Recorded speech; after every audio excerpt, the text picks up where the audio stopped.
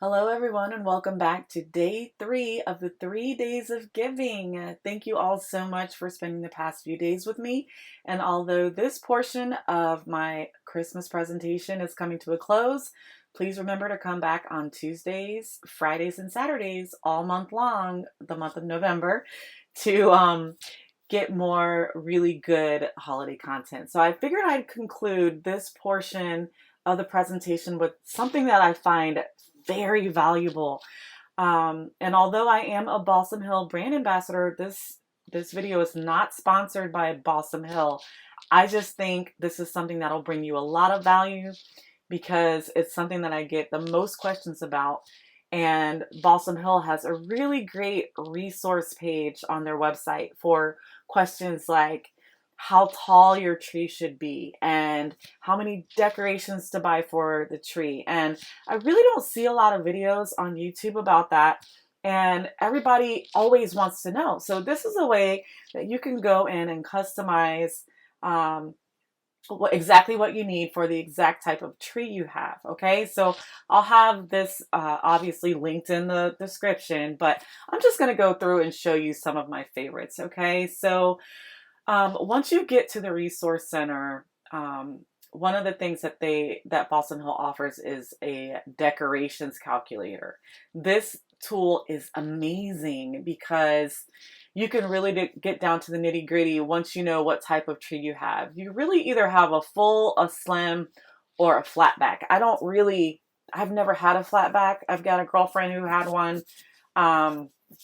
And she didn't love it, but I think they're probably great if you have a smaller space and you still want to have a tree. So I am, for the sake of this demonstration, just going to deal with the slim because that's what my tree is. So let's just say you are purchasing a live tree, for example, but you want it to look as, bright as the pre-lit trees, right? So I have a 12-foot tree and it's slim.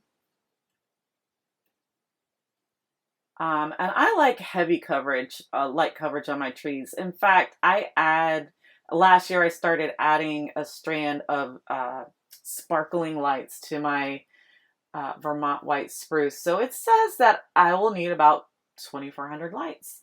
And that is spot on, I believe.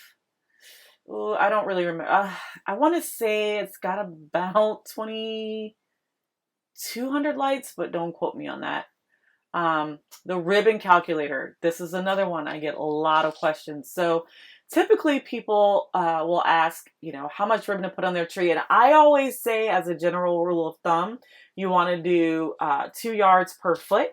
So if I have a 12-foot tree, that's going to put me at 24 yards at a minimum. So here we go. So this says light coverage, you'll need at least 25 yards. So then I should probably tell people more. This year I had probably the lightest coverage I've had on the tree. I didn't cascade the ribbon.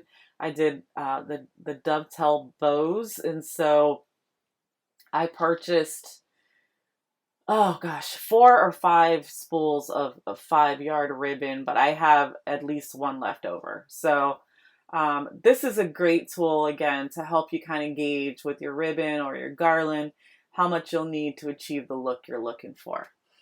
And then finally, the ornaments calculator. This is another one that I get a lot of questions about.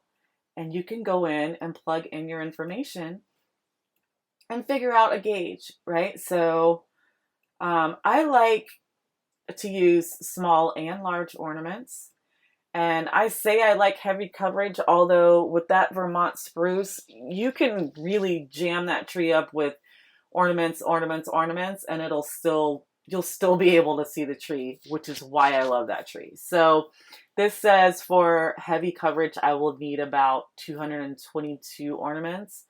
I would venture to say I have probably double that on the tree. But with that type of tree, like I said, it's a tree that just always looks like a tree. So if you want a tree that you're going to really be able to heavily decorate and all you see is ornaments and coverage, you may want to steer away from the Vermont white spruce because that's just not what that tree was designed to do. All right, let's move on now. We are going to school today, you guys. I hope you have your coffee or wine or whatever you drink at school. Because this is like a lot of information. So now we're looking at how to choose the right Christmas tree height.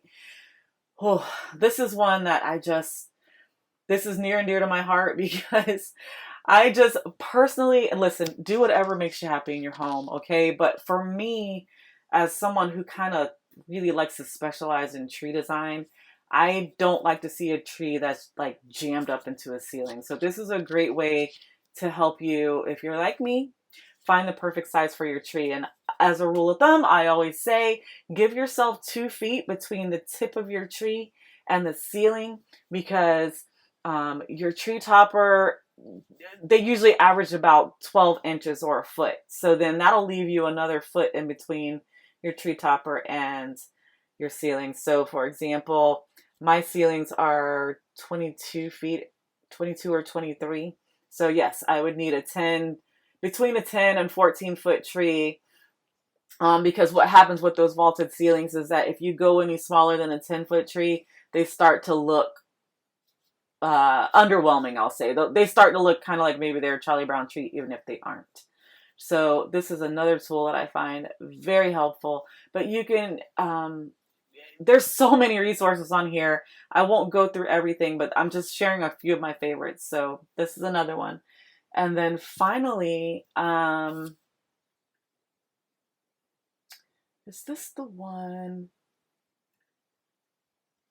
Yeah, so this is another one that I like because there's so many different types of lights now on the pre-lit trees.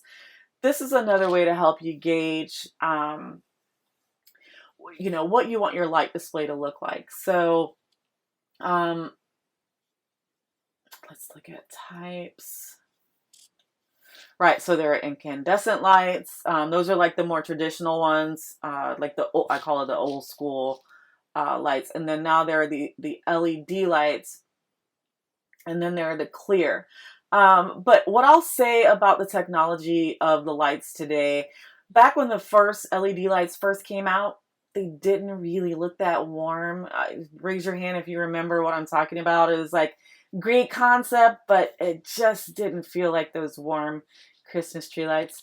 That's not the case anymore with the newer trees. You'll find that you can get the LED light so the tree doesn't radiate so much heat, and obviously it conserves more energy. The Vermont white spruce narrow is what I have, but it's not a 7.5 foot. I just wanted to go back and check how many lights are on that tree from what we talked about earlier. Let's do it this way. 1,600. All right, so there's 1,600 lights on this tree. So this tree errs on the side of moderation, and so that goes to the point that I made earlier. Maybe I didn't. I add last year I started adding lights onto my tree, just because I like more light coverage. So anyway, I haven't really heard anyone sharing this kind of information, so I thought it would be valuable for you. Again, I'll have it linked in my description box, but this should really help if you're trying to achieve a certain look with your tree. Thank you guys so much for joining me today. And I'm wishing you all a very beautiful Christmas and holiday season. I will be back here on Tuesday with a new video. Until then, love and peace.